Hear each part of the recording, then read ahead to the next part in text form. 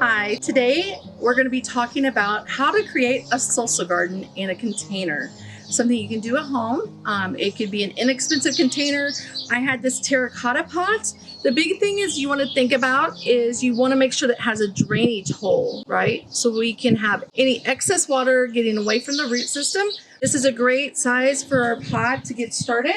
So we're going to add some potting soil. We want it to be a loose mixture of potting soil so that the roots get established on our transplants. We're going to go ahead and fill our container.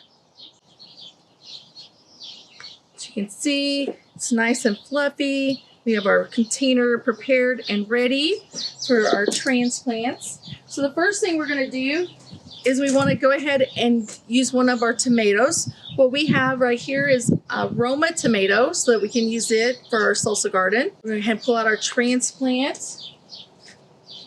We have our transplant ready to go. So we're going to go ahead and place this one. Again, I'm putting it towards the back of what I consider to be my salsa garden. So I can put a bamboo stake in there if I need to for some added support. Right now the transplant is pretty straight, and so we're going to leave it alone. This is a very healthy transplant. What I will do when I get started, I don't want the blooms quite yet. I want it to get the root system going and established. So I'm going to go ahead and pinch off the flower set that's on there right now to allow it time to still continue to grow those roots down into the pot and get established before we start producing any of our fruit. This second item that we're going to add to our salsa garden is going to be a bell pepper.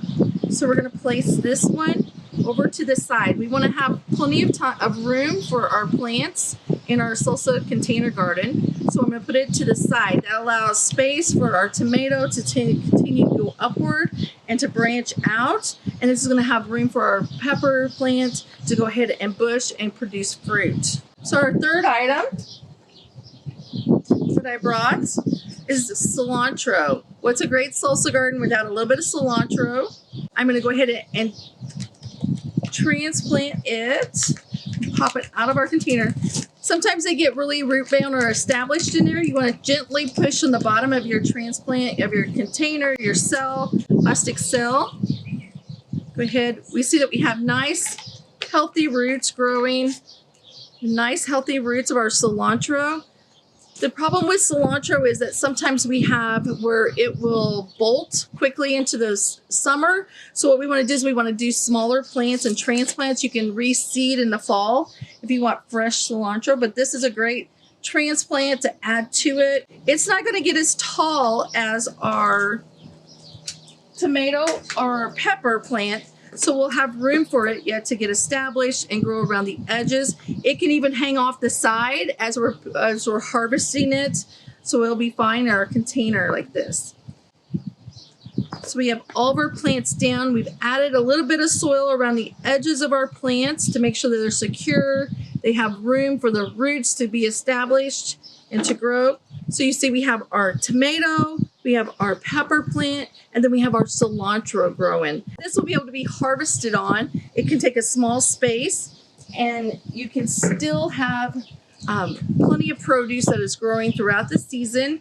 We'll be able to add fresh seeds because there'll be room here on this side. Later on, if our cilantro gets really tall and starts to bolt in the middle of summer in August, we can pull it out and refresh it by still having tomatoes and peppers going and add some fresh seed to it and still be able to harvest throughout the season.